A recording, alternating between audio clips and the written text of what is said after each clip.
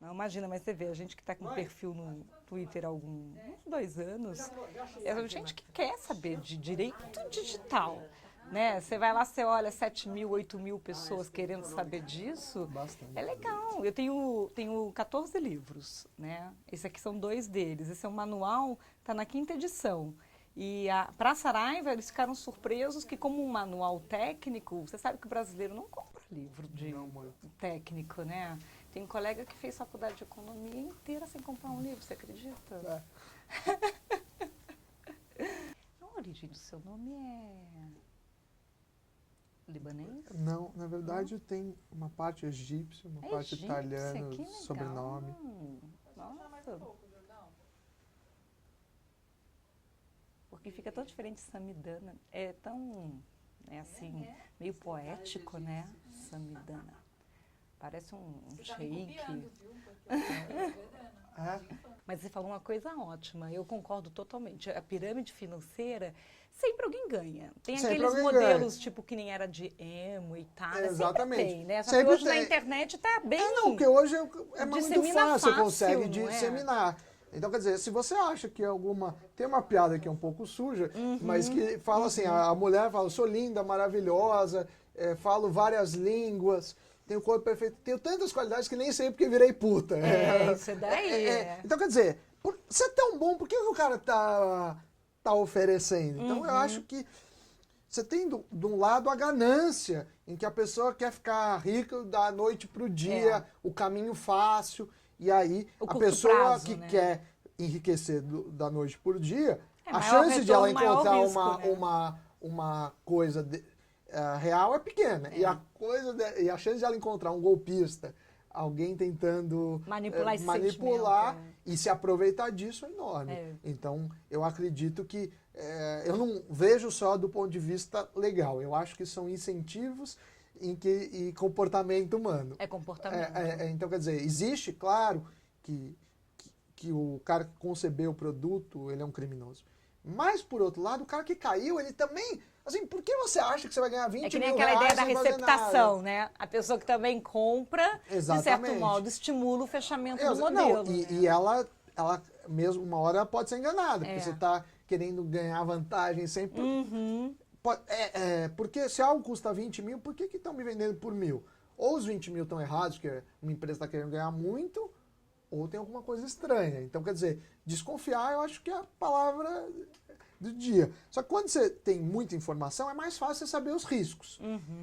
Quando você faz um produto, às vezes você não sabe o risco. É E o verdade. fato de você não saber o risco não significa que ele não existe. Às vezes ele é muito maior. E eu acho que a pirâmide trabalha Esse risco invisível, com esse né? risco. Ele dá uma percepção de baixo risco. E quase toda a pirâmide começa a explicação dizendo que não é pirâmide. Ninguém precisa explicar que não é pirâmide se não tem dúvida. Eu não preciso vir aqui e falar, primeiro eu quero explicar que eu sou honesto, eu não sou pedófilo. É meio ridículo algum convidado Querer começar... provar inocência. Inocência como... verdade. Então eu acho que tem esse ponto interessante.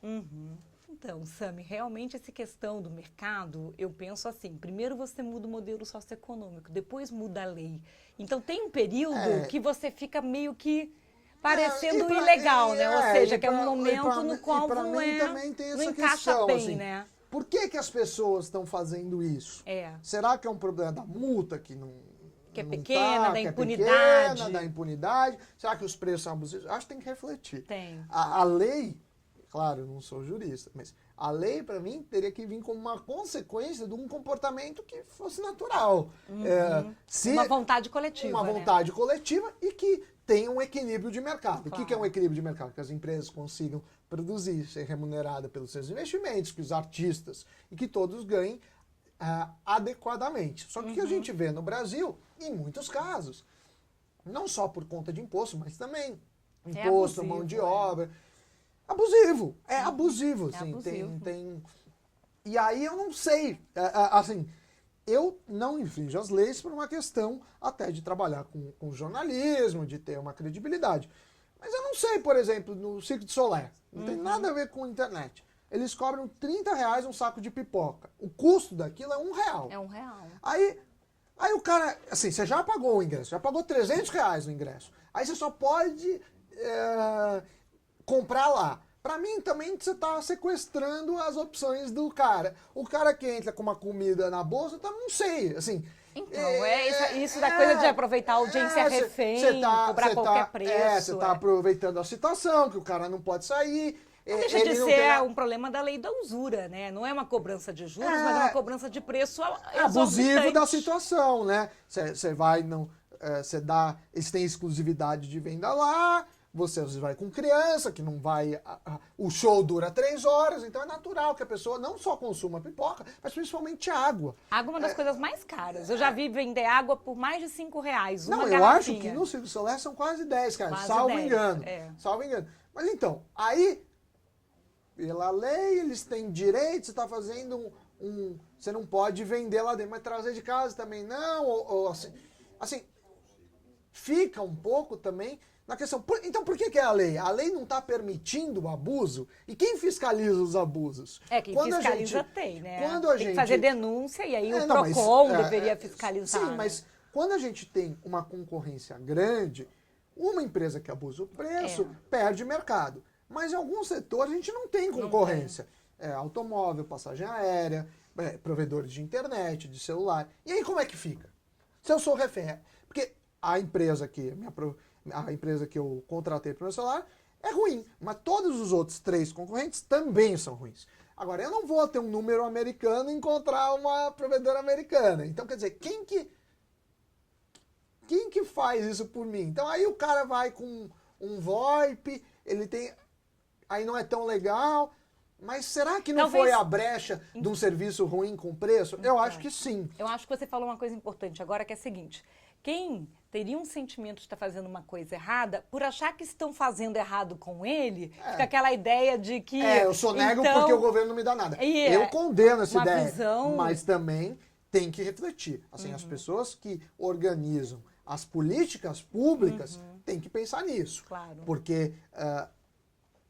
Porque em alguns países a inadimplência é maior que o outro, a ilegalidade é maior. Informal, será que o ser humano geneticamente é diferente? Eu acho que não. Eu não acho que o brasileiro é mais certo ou mais errado que o sueco, ou que o dinamarquês, ou por aí vai. Agora, as leis aqui são diferentes, a percepção que tem do governo é diferente, de retorno, quanto ele paga de imposto diferente.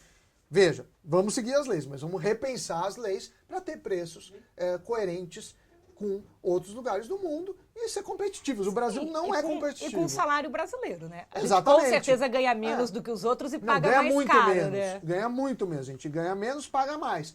Todo mundo joga a culpa no imposto e aí fica fácil. Agora eu queria que as empresas abrissem os custos. A gente tem o caso do PlayStation 4, custa R$4.000. Então, se eu importar um PlayStation, pagar todos os impostos, vai sair mais barato. A Sony não pensou nisso antes de abrir no Brasil. É um pouco inocente. Então, quer dizer, eu sou a favor tá querendo ainda das lidar leis. com a gente como se a gente fosse refém num mercado que compra o que for, né? Exatamente. Mas será que isso é porque a gente passou muito tempo com inflação, o brasileiro não tinha muita noção de dinheiro e as empresas acostumaram a botar preço sem as pessoas terem eu acho noção? que pouca concorrência, Pouca, né? Muitos abusa fatores, preço, né? agora você também tem mais crédito. Então o brasileiro ainda não sabe lidar tão bem com crédito. Então veja, eu sou a favor que se cumpra a lei, mas sou a favor de leis mais bem pensadas também. Então eu acho que a gente não está no equilíbrio. O problema não é só o download ou quem quebra a lei. O problema está na lei e como está concebido. Em mercados perfeitos você não precisa de interferência nenhuma, porque tem concorrência, você tem livre escolha. Mas tem vários casos, eu diria que a maioria, você não tem uma escolha tão livre. Então você precisa pensar numa lei para organizar o mercado. Porque sempre que a lei não estiver coerente com a percepção, as pessoas vão infringir a lei e quanto mais incoerente, mais pessoas vão. Claro que você tem o bandido de natureza, que dependente disso ele vai fazer isso, mas tem muita gente que a questão é como normatiza a questão de preço. Isso precisa ser cuidado. Ou seja, não é legal nem baixar coisas direto da internet sem saber de onde que vem a procedência. Não é. Mas não é legal botar um preço absurdo querendo forçar a comprar uma coisa que E não poderia dá opções. acessar de outra Exatamente. forma. Não é legal o cara que custa R$5 a produção do CD te cobrar 50. Eu acho de 900 5% de margem de lucro, eu também não acho muito razoável. Não é Então legal. você abre a concorrência.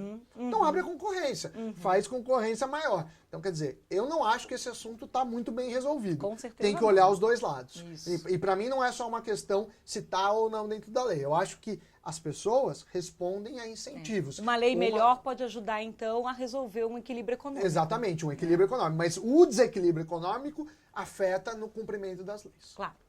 Ó, nos empolgamos feio aqui, nós dois. E olha, dá para ele dar uma aula de discussão de modelo econômico jurídico. Adorei o final aqui, porque deu para fazer uma dobradinha, da onde econômico afeta o jurídico, o eu jurídico acho que é afeta o interessante, econômico. assim. Ficou ótimo, muito bom. Você pode pensar em vários casos. Se parar em fila dupla, tem uma questão social. Se todo mundo para em fila dupla, faz isso. Mas se você puser uma multa de 1 centavo, às vezes é pior do que não ter multa, porque o cara fala, bom, eu tô pagando pelo direito em pagar em fila dupla. Você me lembrou um caso, sabia? Uma escola que eu já fiz trabalhos, era assim, tem que pagar o vigia, que fica até mais tarde, porque Sei. os pais não vêm buscar o filho no horário. E aí a escola pensou, poxa, tenho, sei lá, 10 pais que nunca vêm buscar no horário. Os Então vou mesmos. aplicar, os mesmos. Vou aplicar uma multa de R$ 50, aumentou para 30 pais. Porque aí passou a Exatamente. botar Porque preço o cara- na moral e na ética. Exatamente. Ou seja, então Então o agora cara por fala- R$ 50 eu deixo meu filho mais 2 horas Eu lá. posso fazer o que eu quiser. Exatamente. Então, essa Piorou. então, Piorou. isso é muito comum. Quando você desenha incentivos e desincentivos econômicos, você tem que tomar cuidado, porque as pessoas respondem. Então, quer dizer... É fácil pôr multa num contrato, mas será que ela vai dar o efeito que a gente quer ou vai dar o Exatamente. efeito inverso? E aí você entra no comportamento humano, teoria das decisões, que nada mais é que economia. Obrigada de novo. Sandra. Sempre um prazer.